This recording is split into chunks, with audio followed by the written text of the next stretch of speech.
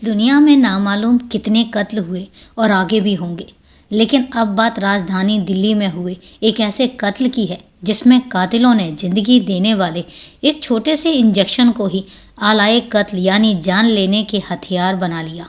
कातिलों ने पहले जहर का इंतजाम किया, उसे इंजेक्शन में भरा और फिर एक भीड़ भरे बाजार में इंजेक्शन अपने शिकार की गर्दन पर लगा दिया। तो नमस्कार दोस्तों, क्राइम चैनल पर आपका स्वागत है। आई होप आप सब लोग बहुत अच्छे होंगे।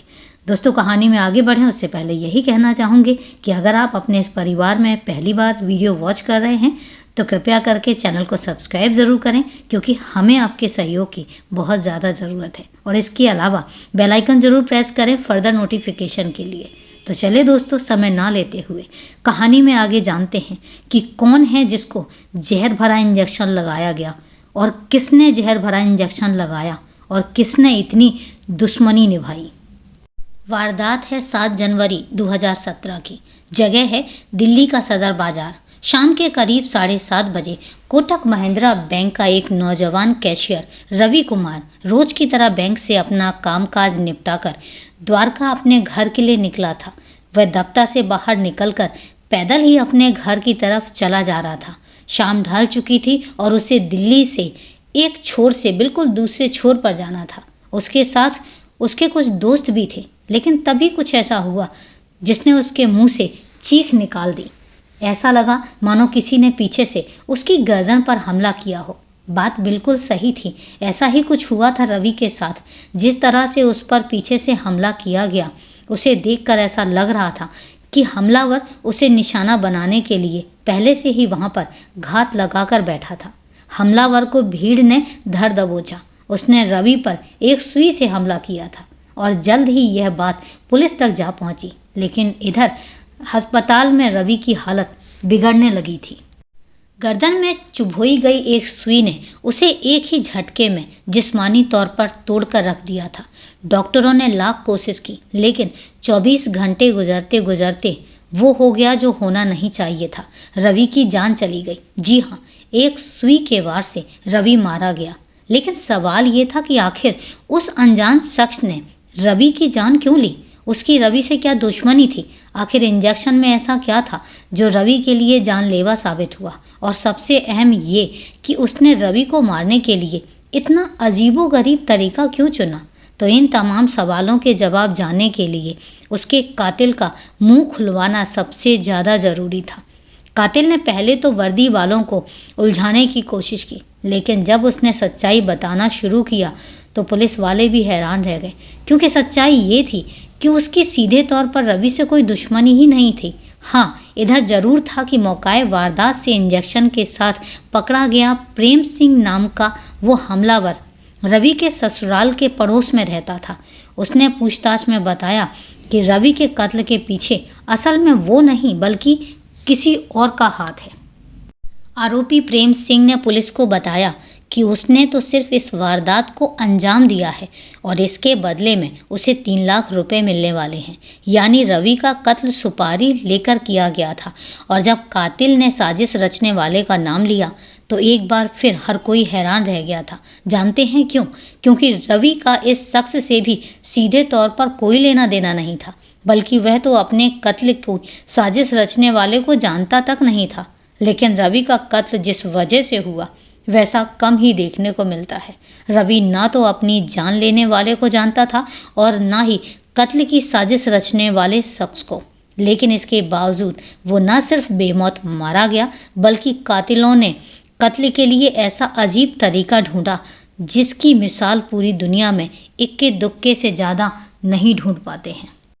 कोटक महिंद्रा बैंक के कर्मचारी रवि कुमार की जान जा चुकी थी। उसे बीच सड़क पर गर्दन में इंजेक्शन चुभोकर मारा गया था, और इंजेक्शन भी ऐसा वैसा नहीं बल्कि कई अलग अलग तरह की दवाओं के जहरीले कॉकटेल का। लेकिन कत्ल का ये तरीका जितना अजीब था, उसके पीछे की साजिश कहीं उससे भी ज़्यादा चौंकाने वाली थी। इस मर्डर का मास्टरमाइंड था एक जिम ट्रेनर अनीश यादव। दरअसल दिल्ली के द्वारका इलाके का रहने वाला अनीश यादव मकतूल रवि कुमार की पत्नी का पुराना आशिक था। दोनों कॉलेज में साथ पढ़ते ही थे। यहीं से अनीश उस लड़की के पीछे पड़ा था। आगे चलकर दोनों की शादी अलग अलग जगहों पर हो गई, लेकिन अनीश इन दिनों अपनी बीवी से अलग रह रहा था। इसी बीच उसके दिमाग में अपने पुराने प्यार को दोबारा हासिल करने का फितूर सवार हुआ और बस इसी फितूर के चलते उसने अपनी माशूका के पति रवि को रास्ते से हटाने का फैसला कर लिया। लेकिन इसके लिए उसने एक ऐसी खौफनाक और अजीबोगरीब साजिश रची जैसा आमतौर पर देखने को नहीं मिलता है। पहले तो उसने पकड़े जाने से बचने के लिए कत्ल का एक फुल प्रूफ तरीका ढूंढा। इंटरनेट खंगाले और इंजेक्शन के जहरीले वार से अपने शिकार की जान लेने का फैसला किया। लेकिन ये काम वो खुद नहीं करना चाहता था। इसके लिए उसने अपनी माशूका के पड़ोस में रहने वाले एक फिजियोथेरेपिस्ट प्रेम सिंह को राजी किया। बात 3 लाख रुपए में तय हुई। फिजियोथेरेपिस्ट की मदद से अनीश ने कुछ ऐसी दवाओं का पता लगाया जिनका कॉकटेल इंसानी ज़िंदगी के लिए घातक साबित हो सकता है। अब उन्हें ऐसी दवाओं की तलाश थी क्योंकि ये आसानी से मेडिकल स्टोर में नहीं मिलती थी। इसी बीच मौका आ गया जब अनीस के जानकार एक पुलिस वाले ने खुदकुशी की कोशिश की। पुलिस वाले को एम्स में भर्ती करवाया गया और वहीं तीमारदार के तौर पर पहुंचे अनीस ने कुछ बेहोशी की दवाएं भी चुरा ली। डीसीपी जतिन नरवाल ने बताया कि कत्ल से पहले दोनों ने एक दुकान से प्रेम के लिए नकाब भी खरीदा, लेकिन इस खरीदारी से पहले पुलिस को उलझाने के लिए दोनों अपने अपने मोबाइल फ़ोन घर पर छोड़ गए थे। ये और बात रही कि दोनों की तस्वीरें दुकान के सीसीटीवी कैमरे में कैद हो गई थी। साजिश के मुताबिक प्रेम को अपने शिकार रवि की गर्दन में इंजेक्शन मारकर भाग जाना था। अनीस ने उसे यहाँ तक कह रखा था कि अगर वो पकड़ा भी जाए तो वो भूलकर भी उसका नाम ना ले और बदले में वो उसे कानूनी तौर केस से बचने में मदद करेगा। लेकिन इत्तेफाक से इंजेक्शन मारने वाला प्रेम मौके से ही पकड़ा गया और पुलिस इंटेरोगेशन में टूट गया और इसी के साथ कत्ल की पूरी साजिश सामने आ गई। उधर मौके से पकड़े गए कातिल प्रेम सिंह की निशानदेही पर जब पुलिस ने साजिश रचने के इल्ज़ाम में अनीश को गिरफ्तार किया तो और भी कई बातें पता चली। ये साफ हुआ कि अनीस पहले भी गैंगरेप के एक मामले में मुलजिम रह चुका है। उसके खिलाफ द्वारका इलाके के ही 2010 में गैंगरेप का एक केस भी दर्ज हुआ था और इन दिनों वो जमानत पर था। दूसरी ओर उसकी पत्नी ने भी उसके खिलाफ दहेज के लिए सताने का मुकदमा भी कर रखा था और भी कई केस थे जो अनीस के खिलाफ थे।